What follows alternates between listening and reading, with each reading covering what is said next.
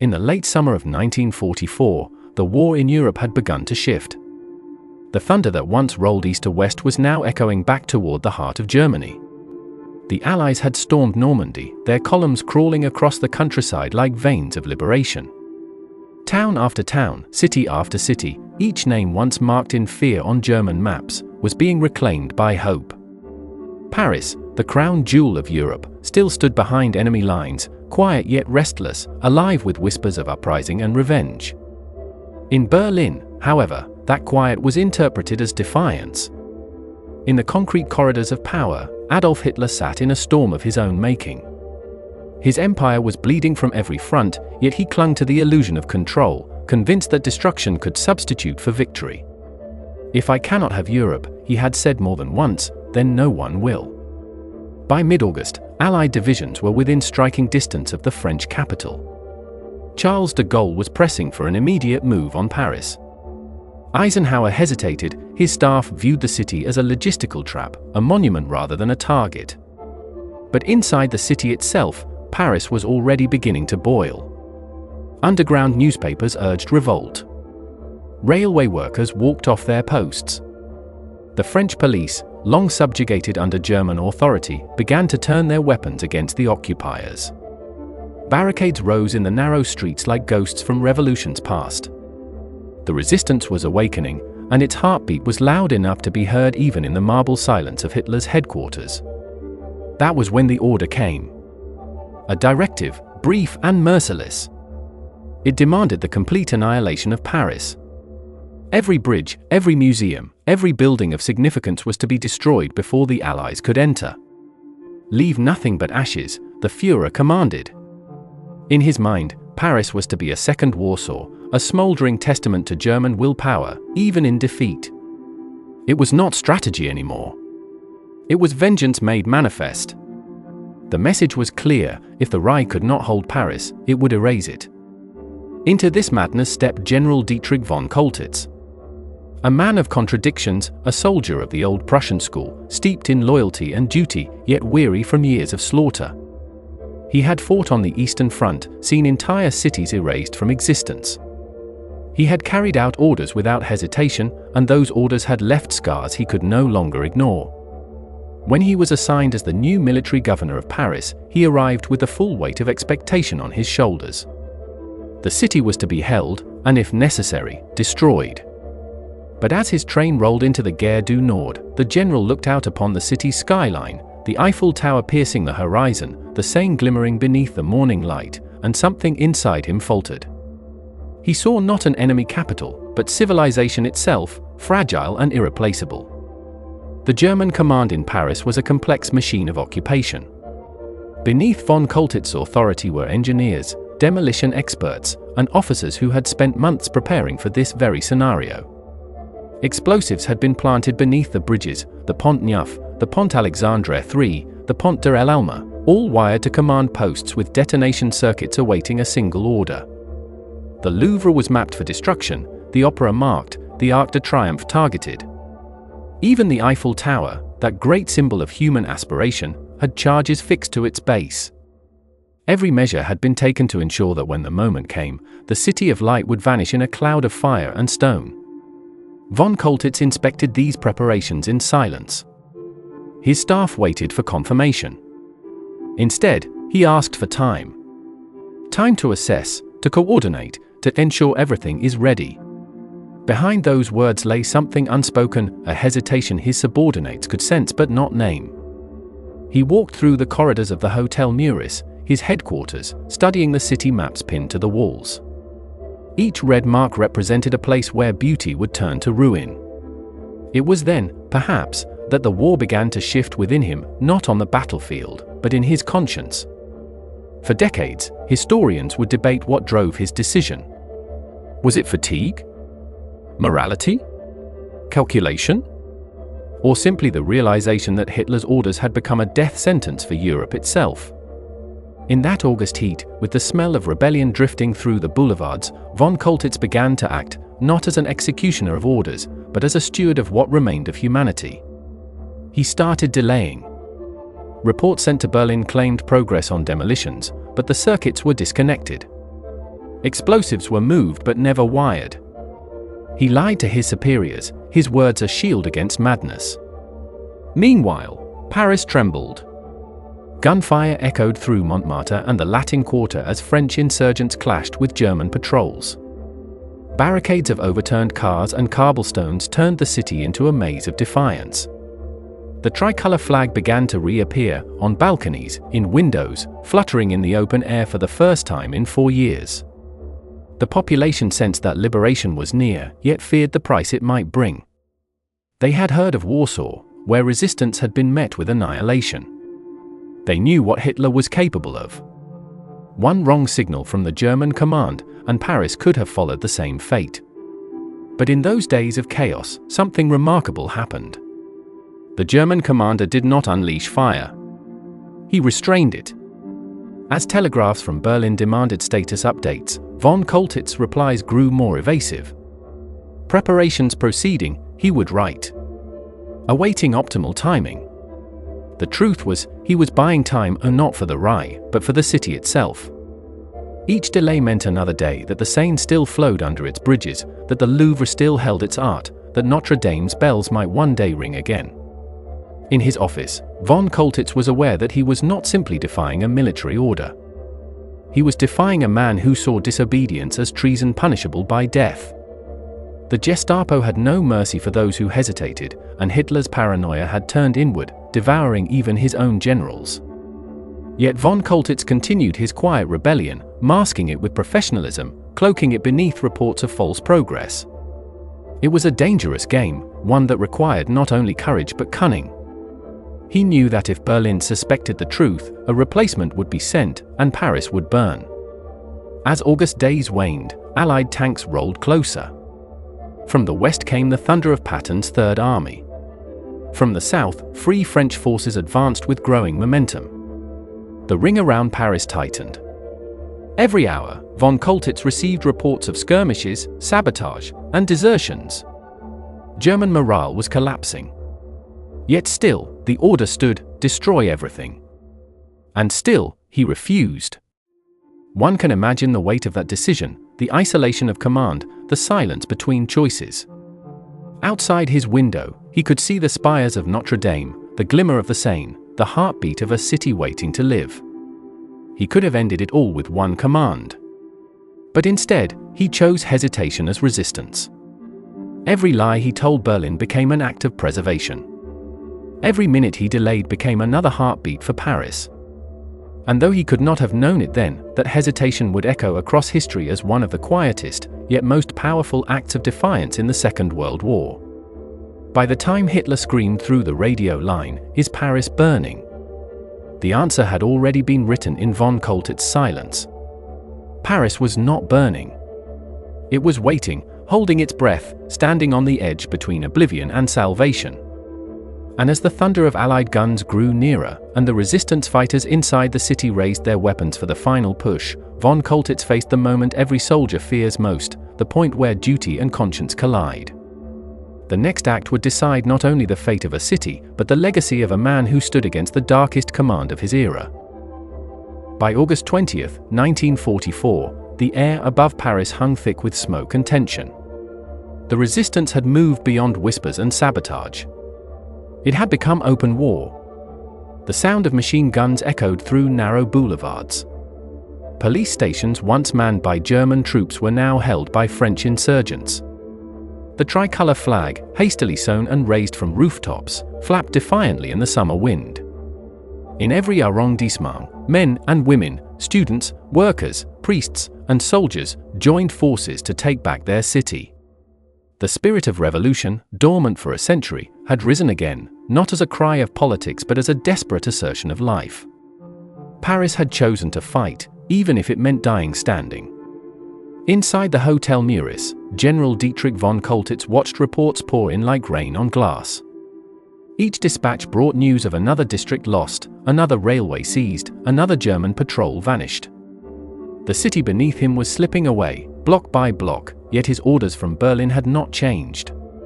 Destroy everything, the messages said. Reduce it to rubble. He had the power to do it, the detonator codes were ready, the engineers trained, the explosives already placed. But he hesitated, not from indecision, but from resolve. He knew that once the first bridge fell, there would be no stopping the chain of destruction. Paris would become a tomb, and history would remember him as the man who turned light into darkness. He lit a cigarette and stared out across the rooftops. Beyond the Seine, he could see smoke from the fighting around the prefecture of police. The sound of gunfire was constant now, a chaotic symphony echoing off stone. Yet amid the fury, there was something almost sacred in the sight of those flags rising again. He had seen cities burn, Sevastopol, Rotterdam, Warsaw, and in each one, the end had come not just with bombs, but with silence. The silence of culture erased, of humanity reduced to rubble. Paris was different. Its spirit was louder than the cannons. Its defiance was not madness, but memory. The resistance was poorly armed but impossibly determined. They fought with stolen rifles, homemade grenades, and courage borrowed from the ghosts of past revolutions. The barricades they built were more than fortifications, they were declarations. On the cobblestones of Rue de Rivoli and in the shadow of Notre Dame, they turned the city into a living monument of rebellion. Even the bells, silenced by occupation, began to toll again, some to rally fighters, others to mourn the fallen. Von Choltitz received word that resistance fighters had seized the Hôtel de Ville, raising the French flag above it for the first time since 1940. His staff urged immediate counterattack. Instead, he paused. He knew the truth, even if he recaptured it, the city was lost in spirit. No amount of force could reclaim what was already free in the hearts of its people. Yet the danger lay not just in the uprising, but in Berlin's response to it. Each day brought new coded messages, increasingly frantic, from Hitler's headquarters. Report demolition status. Confirm bridge destruction. The Führer demands visual proof. Von Choltitz dictated careful replies, technical, ambiguous, always buying another day. His words became both shield and weapon, protecting the city through the illusion of obedience. But he was not alone in his silent resistance. Across Paris, a strange and unspoken coordination began to form. German officers, weary of war and disillusioned by its futility, began quietly following their commander's lead. Demolition teams delayed their work. Some simply misplaced detonators or rewired charges to nowhere. Others claimed the explosives were unstable and needed replacement. It was a quiet conspiracy of inaction, held together by fear and the faint hope that history might one day understand. Still, the pressure mounted. Radio Berlin transmitted Hitler's voice, furious, trembling, filled with venom. The city must not fall intact. If the enemy takes it, they will have only ashes. Those who had served him for years recognized the tone, desperation disguised as command. The Führer, now isolated in his bunker, sought control through destruction. His empire was collapsing, yet he clung to the fantasy that ruin could still mean victory. And in that fantasy, Paris was the ultimate sacrifice. For von Choltitz, each day became a negotiation with fate. He met secretly with Swedish diplomat Raoul Nordling, a man of rare courage and tact, who pleaded for restraint. Nordling warned that if the Germans destroyed Paris, they would not just lose the war, they would lose their souls. The general listened in silence. There was no dramatic moment of conversion, no single revelation. Just the steady erosion of obedience, worn down by the weight of beauty and the horror of memory outside. The resistance fought street to street, sometimes room to room. German snipers held positions in churches and bell towers. French partisans moved through sewers, using the ancient catacombs to outflank their oppressors. Civilians carried ammunition under loaves of bread, turned kitchens into infirmaries, and used newspapers as weapons of truth. Every block was alive with defiance, and yet death walked close beside it. By August 23rd, the Seine ran dark with smoke and ash, but not from firestorms, only from the chaos of liberation inching closer. Von Choltitz's position became untenable. His communications with Berlin grew increasingly dangerous. One misplaced word, one phrase too cautious, could reveal his deception. He began destroying documents, burning orders, falsifying reports, erasing traces of hesitation. At the same time, he ordered his engineers to dismantle key detonators for maintenance. Some understood. Others pretended not to. In a regime built on blind obedience, selective ignorance became its own act of rebellion. The city outside his window was transforming into something ungovernable. The German garrison was fracturing, some units fighting to the last, others surrendering quietly to the resistance. He heard stories of young Wehrmacht soldiers captured by Parisians, spared execution simply because they had chosen not to fire. The lines between enemy and human blurred in the smoke. War had reduced everything to survival, but here, in this city, something else was being reborn. A refusal to let hatred define the end. And as the noise of battle grew louder, von Choltitz faced his own reckoning. He knew the Allies were near. The 2nd Armored Division under General Leclerc and the American 4th Infantry were closing fast. He could still destroy the bridges, still ignite the city before they arrived. The temptation was not personal but systemic. His whole life had been built on following orders, on the sanctity of command. To disobey now was to erase the very foundation of his identity as a soldier. Yet perhaps that was what redemption demanded, the courage to redefine loyalty not to a man, but to humanity itself. That night, he stood alone in his office. The city below flickered with distant fires. He opened the window and listened. Beneath the gunfire, he could hear something else, music. Somewhere in the dark, a piano was playing. Maybe it was a civilian. Maybe a soldier. He couldn't tell. But in that fragile melody, carried by the warm August wind, he felt the truth he could no longer deny, that even in war's final hour, life insists on surviving. He crushed out his cigarette, turned from the window, and made his choice. The detonators would remain cold. The charges would remain silent. Paris would live. And as he drafted his final message to Berlin, all preparations complete, awaiting further instruction, the Allies crossed the Seine. The walls of tyranny were closing in, but for the first time, he was on the right side of history. By the dawn of August 24, 1944, Paris was a battlefield wrapped in beauty. Smoke rose from the arrondissements like incense, curling above rooftops still kissed by morning light. The echoes of gunfire rolled down the boulevards, blending with the ringing of church bells, signals of defiance, warnings of danger, hymns of rebirth. The resistance had turned the city into a fortress, and though they lacked armor and artillery, they fought with the ferocity of people defending not just their homes, but their history. For them, each street was sacred, every stone a fragment of memory. They had waited for years for this dawn, and now, even if it killed them, they would not surrender it.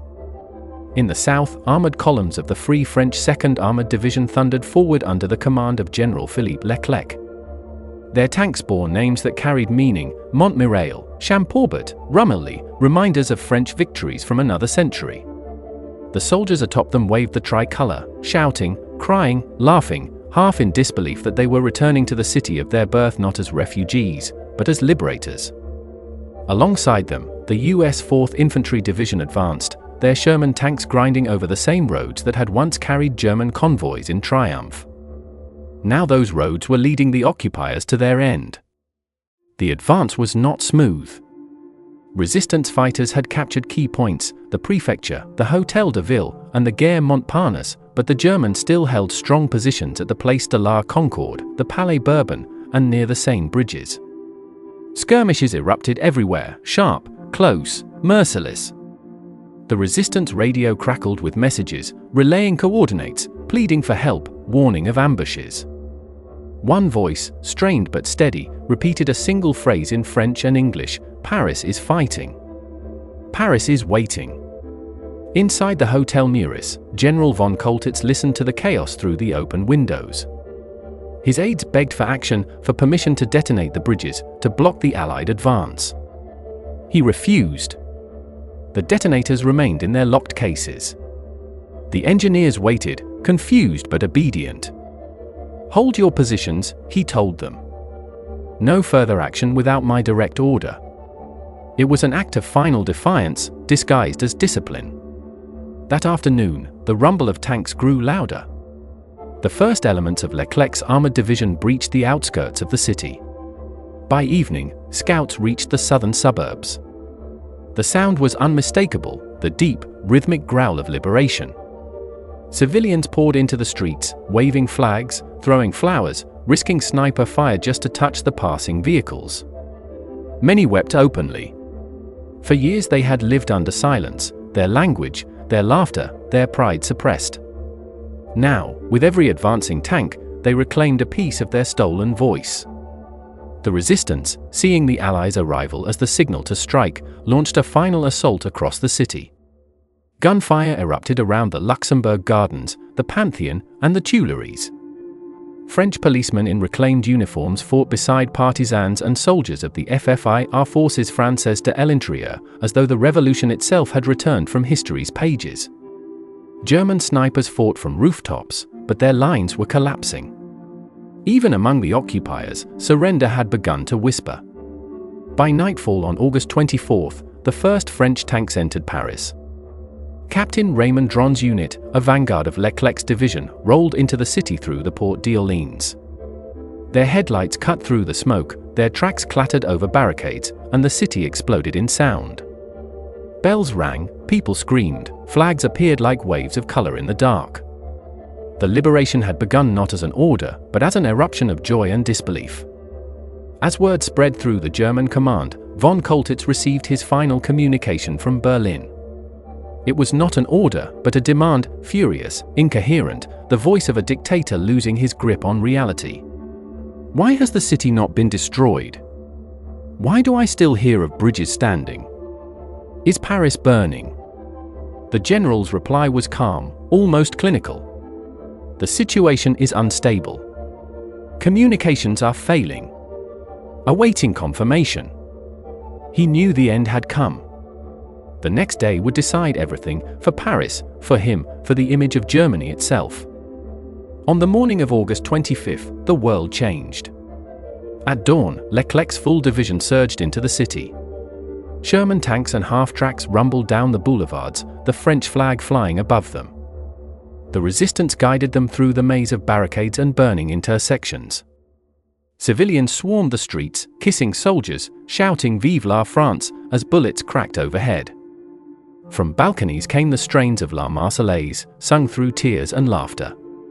The city had found its voice again, and it roared. Von Choltitz, seated at his desk in the Hotel Muris, signed one final document, the order for his own surrender. He looked around the room, at the maps, the telephones, the ashtray overflowing with cigarettes burned down to their filters. He thought of the orders he had disobeyed, the lives spared, the monuments still standing.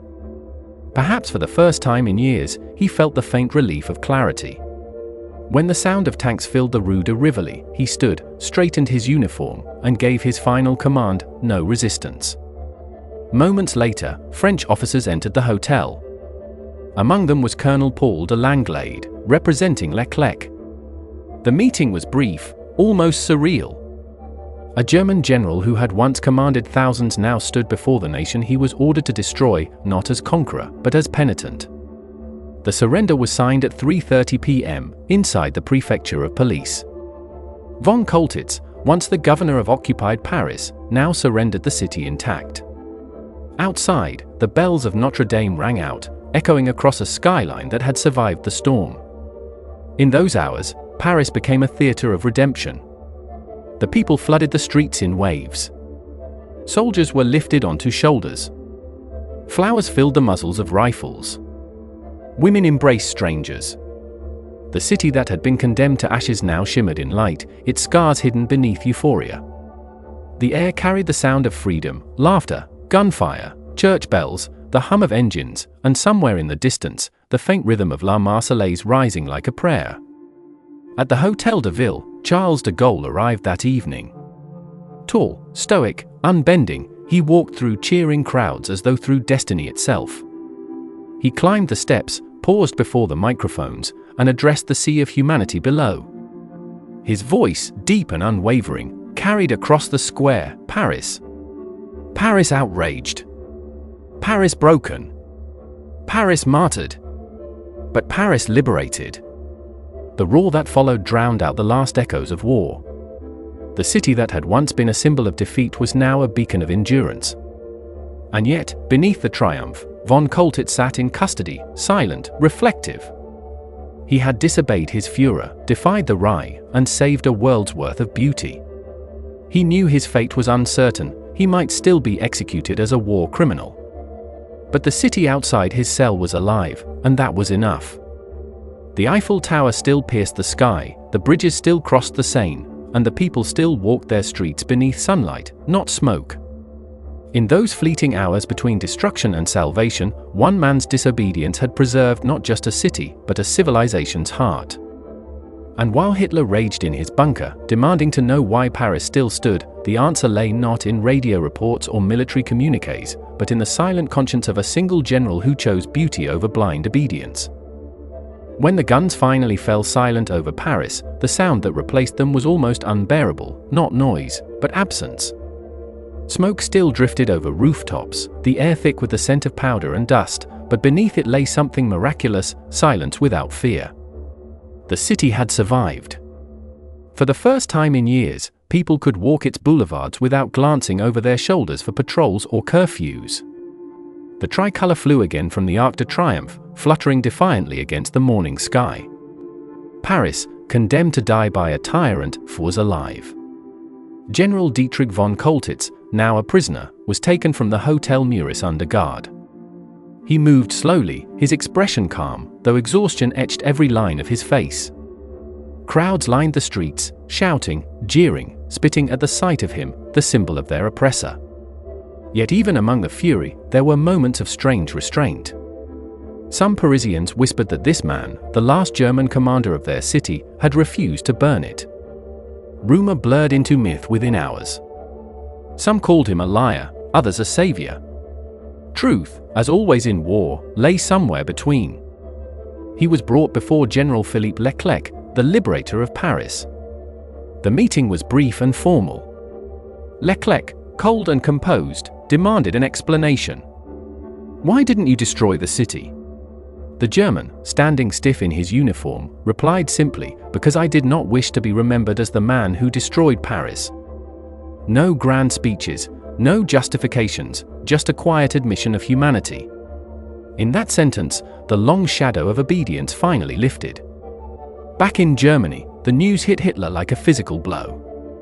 In the concrete gloom of the wolf's lair, he flew into a rage that bordered on delirium. Reports described him pacing, shouting, his face flushed with fury. "He betrayed me," he screamed. "He let them take it intact."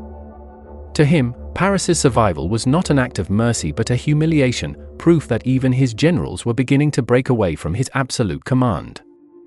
"Is Paris burning?" he demanded again and again, until his aides, terrified, stopped answering. He could not accept the truth, his will had been defied, and beauty had triumphed over fear. In the weeks that followed, as the Allies pushed eastward, von Choltitz was transferred to Allied custody and eventually sent to a prisoner of war camp. His name was placed alongside those awaiting interrogation, yet his treatment differed from others. The Allies, curious about his defiance, questioned him extensively. Why had he done it? Was it moral awakening, calculation, or fatigue? His answers were careful, sometimes evasive. "I realized," he once said, "that the destruction of Paris would not stop the enemy. It would only condemn me." Perhaps that was true. Perhaps not. But what mattered was not why he did it, it was that he did. Historians would later comb through every document, every telegram, every coded message. Some accused him of self-preservation, claiming he only spared the city because he knew the war was lost. Others argued that his conscience, long buried under obedience, had finally stirred. There was no single answer, only evidence of one thing: he had chosen not to destroy what he could have. In a war defined by brutality, that choice stood as a rare act of moral rebellion. Meanwhile, the ripples of his defiance spread farther than he could have imagined. In Hitler's circle, paranoia deepened. The Führer began to see betrayal everywhere, in the army, the government, even within his own staff. The failed July 20th plot to assassinate him had already shaken his confidence. Now, the loss of Paris intact seemed like another knife in the back. To those around him, it became clear that his empire was devouring itself. Officers whispered that if one general could disobey and live, perhaps others could too. The seeds of internal rebellion had been sown not by conspirators, but by hesitation, the most dangerous form of courage in a regime built on fear. In occupied territory still under German control, von Choltitz's act became a quiet symbol.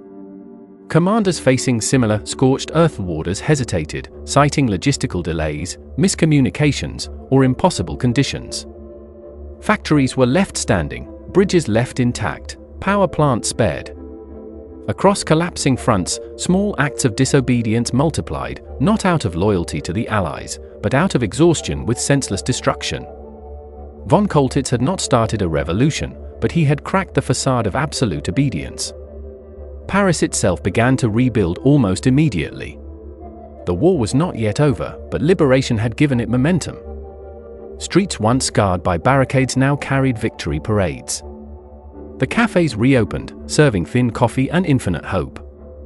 Artists who had hidden in silence emerged with sketches of liberation scenes, children waving flags, soldiers embracing civilians, priests ringing bells in defiance of the past. The Eiffel Tower, once targeted for demolition, now glowed at night with a new kind of light, not of electricity, but of survival. For von Choltitz, the war ended not with a bullet, but with reflection. He spent years as a prisoner, watched the Third Reich fall, and lived long enough to see Germany reckon with its ghosts. He would never be canonized as a hero, nor did he deserve to be. His record before Paris was steeped in blood. But in that final act, in those days when he could have consigned the world's most beautiful city to ruin and chose not to, he redeemed something, not just for himself, but for the idea that even amid evil, conscience can awaken. After the war, he lived quietly in Baden-Baden, writing memoirs and giving interviews, always careful, always measured. When asked if he regretted defying Hitler, he said, "No. I saved Paris because I loved order, and destruction is chaos." It was a soldier's answer, pragmatic, not poetic, yet beneath it lay the truth of every rebellion born from duty gone too far. Paris remembered him, uneasily. His name appeared in history books, sometimes as savior, sometimes as opportunist. But the city itself, its bridges, its towers, its heartbeat, stood as his defense. Every sunrise over the Seine was proof that he had chosen restraint when madness ruled. Every tourist, every painter, every lover who walked its streets in the years that followed unknowingly owed a debt to the man who refused an order. In Berlin, years later, the ruins of the Reich would echo with a question that had haunted the war's end: what if more had disobeyed? What if others, too, had said no when the orders demanded destruction, murder, or silence? History cannot answer that. It only offers the rare examples of those who did. And so the story of Paris in 1944 becomes more than a tale of liberation. It becomes a parable of beauty preserved by conscience, of duty turned against tyranny, of one man standing still while the world burned around him. When Hitler asked, "Is Paris burning?" he was not just demanding a report. He was testing the last measure of human decency left in his command. And when von Choltitz refused to light the fuse, the answer he gave, through silence, through hesitation, through mercy, was one the world still remembers. Paris did not burn. It lived. And in doing so, it proved that even in war's darkest hour, light can still defy orders. History rarely moves in great leaps. It shifts, almost imperceptibly, through small acts of defiance, moments when men who were meant to obey instead hesitate. In the dying days of the Third Reich, hesitation became rebellion, and rebellion became redemption. After Paris, the tremor spread. Across occupied Europe, the once iron chain of command began to crack. The fear that had held millions in obedience started to waver, not because men had suddenly found courage, but because they had finally seen the futility of destruction. In the bunkers of Berlin, Hitler's world was collapsing around him. He no longer trusted his generals, his ministers, or even the walls that enclosed him. He screamed about traitors, men like Rommel, who had once been his pride, men like Stauffenberg, who had tried to end him, and now, von Choltitz, who had dared to deny him fire. In the Führer bunker, as shells shook the ceiling, Hitler dictated his final Nero decree, a last, desperate command that ordered every bridge, every factory, every rail line in Germany to be destroyed before the Allies could reach them. If the war is lost, he said, the nation itself will perish. It was the same madness he had unleashed on Paris, now turned inward upon his own land. But this time, the order fell on deaf ears. Across Germany, exhausted commanders looked at the decree and saw not glory, but ruin. They remembered what had happened in Paris, the general who had said no, and lived. When Albert Speer, the Reich's armaments minister, received the Nero decree, he too disobeyed. He instructed engineers and local authorities to ignore the destruction orders, to save power stations, dams, and factories that could one day rebuild the nation. When Hitler demanded reports of compliance, Speer lied, just as von Choltitz had lied before him. Each deception became a quiet act of preservation, an echo of that first refusal on the Seine. The spirit of rebellion had spread not through speeches or manifestos, but through a single choice, one that had shown even within a totalitarian system, conscience could still whisper. Hitler's final months were marked not by loyalty, but by erosion. Every yes that once sustained him began turning into silence, delay, or quiet disobedience. His empire, built on orders, was crumbling from the inside out. Von Choltitz's act was not solitary, it was part of a pattern that history only later connected. Colonel Klaus von Stauffenberg's attempt to kill Hitler months earlier had already revealed that not all who served believed. There were others too, the White Rose students in Munich, who printed leaflets urging Germans to think for themselves, Admiral Canaries of the Abwehr, who secretly helped Jews escape, and countless unnamed officers who stalled, sabotaged, or simply chose not to carry out the most brutal commands. Together, they formed a moral resistance that history nearly forgot, not because it lacked courage, but because it was quiet, hidden beneath the noise of war. When the war finally ended in May 1945, and the guns fell silent from the Channel to the Elbe, the reckoning began. The world looked back at Germany and asked the question that would haunt it for generations: why did so few resist? The answer was complex: fear, indoctrination, the machinery of obedience. But within that bleak landscape, the acts of men like von Choltitz stood out like small points of light. They had not overthrown the Reich, but they had proven that its power was not absolute. For Paris, his defiance became legend. For Germany, it became a lesson. In a system that demanded total obedience, a single no could have consequences far beyond its moment. Von Choltitz's refusal to destroy a city became the first note in a requiem for the Reich, a sign that even the architects of war could recognize the futility of annihilation. Years later, when the world began rebuilding, his name would resurface in films, books, and debates. Some called him opportunistic, others heroic. Historians dissected his motives endlessly. Was it conscience, calculation, or cowardice? Yet beneath every theory lay the same fact: Paris still stood. The cathedrals still rang their bells. The bridges still crossed the Seine. The museums still held the memory of centuries untouched by fire. That, ultimately, was his legacy: fragile, imperfect, but real. And perhaps more than he ever intended, his act became symbolic of a broader truth, that sometimes, in the darkest chapters of history, the most heroic acts are not those of victory, but of restraint. It takes courage to fight, but it takes far greater courage to refuse destruction. The story of Paris's salvation spread quickly after the war, whispered in cafes and classrooms, retold in novels and documentaries. Is Paris burning became more than a line of rage, it became a question for every generation that followed. It asked, what would you do when obedience demands the destruction of beauty? When loyalty to power conflicts with loyalty to humanity? For von Choltitz, the answer had come too late to wash away his past, but just in time to save a world treasure. He had lived as a soldier, enforcing tyranny, but in that final test, he had acted as a man. Perhaps that is why his story endures, not because it redeems him, but because it reminds us redemption is possible, even for those least expected to seek it. In the decades that followed, Paris would host state visits and peace accords, its boulevards once again alive with music, art, and laughter. Tourists would stand before Notre Dame, before the Eiffel Tower, never realizing how close these wonders had come to smoke and ruin. Somewhere, deep in the archives of history, the telegram ordering their destruction still exists, proof of the world's narrow escape. And if one listens closely, amid the hum of the city, there is still the faint echo of that question: is Paris burning? The answer, eternal and defiant, comes not from history books but from the living city itself. No. Because one man hesitated.